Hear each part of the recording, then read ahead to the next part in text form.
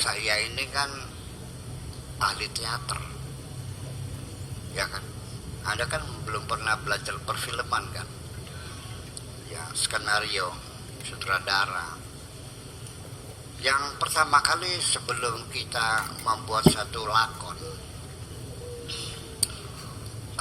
kita bikin dulu namanya sinopsis, ya kan? Terus kita tentukan berapa bab atau berapa pasal.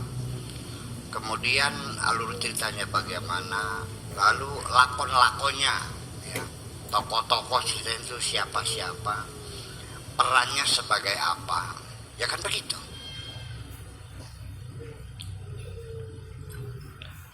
Nah, maka ketika kita menyusun satu novel yang nantinya bakal diangkat dalam layar besar, ya, dijadikan bahan untuk difilmkan.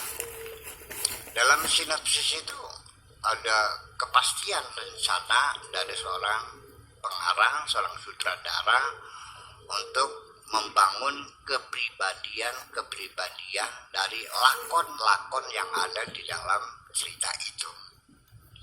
Kalau di seorang dokter, ya sudah tetapkan tok lalu ini kamu pernah sebagai dokter, namanya Soekardi, dokter Soekardi.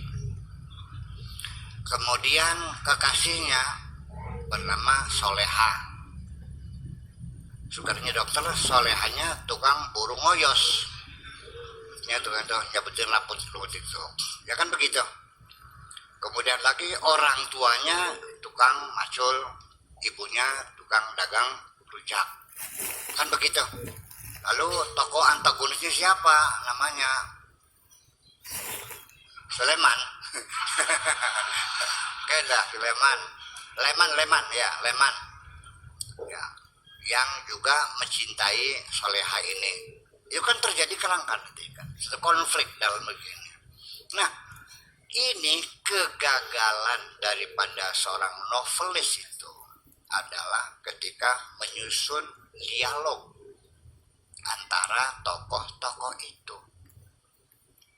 Saya yang membaca novel itu tidak merasakan bahwa dokter ini punya kepribadian yang jelas.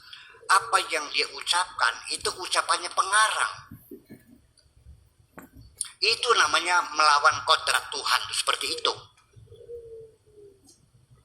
Ya kan? Makanya kita jadilah pemain yang baik.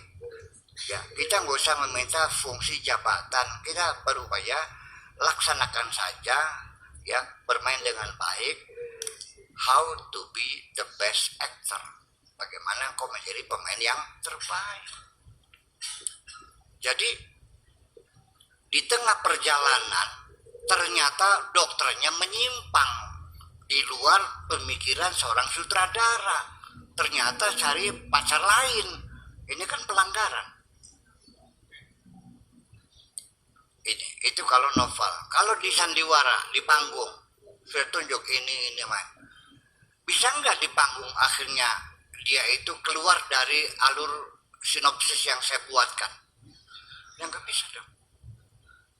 Itu. Jadi Anda pengen sukses atau enggak jadi pemain nih? Kalau enggak yang usah naik panggung dong. Ya udah pulang aja sudah. Kira-kira seperti itu. Jadi artinya bahwa kita dari awal sudah dipersiapkan untuk bermain dalam panggung sandiwara. Raksasa ini yang namanya alam dunia. Wa mal hayatud dunya illa laibun walahun. Hidupan dunia ini hanya sandiwara aja kok. Nah, kenapa kamu tidak menyadari ini sebagai sandiwara?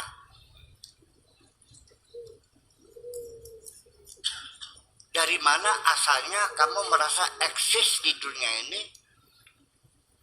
Saya nggak mengerti. Orang yang tidak paham tuh memang tidak paham atau memang tidak mau paham.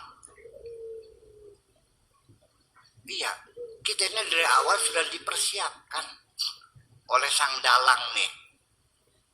Ya kan gitu.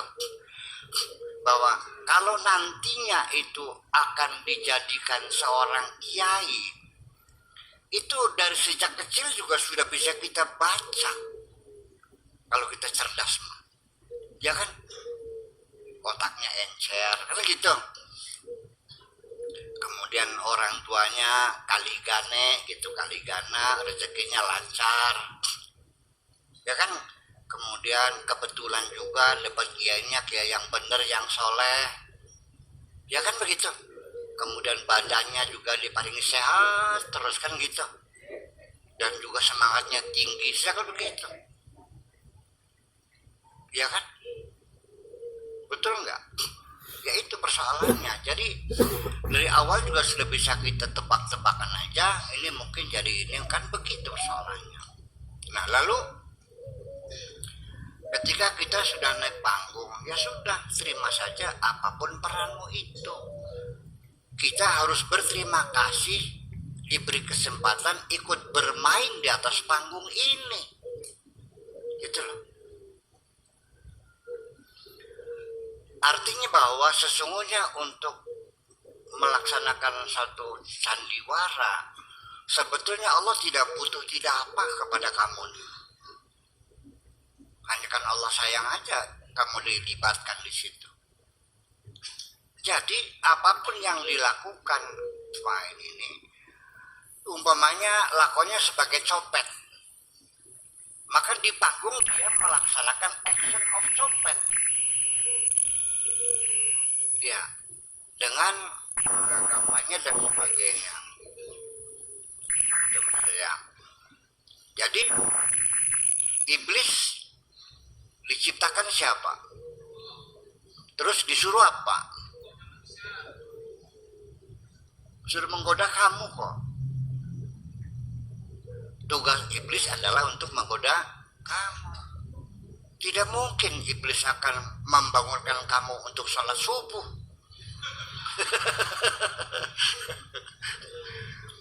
Jadi malaikat bekerja begitu, iblis begini, kamu begini, itu namanya job description, pembagian tugas.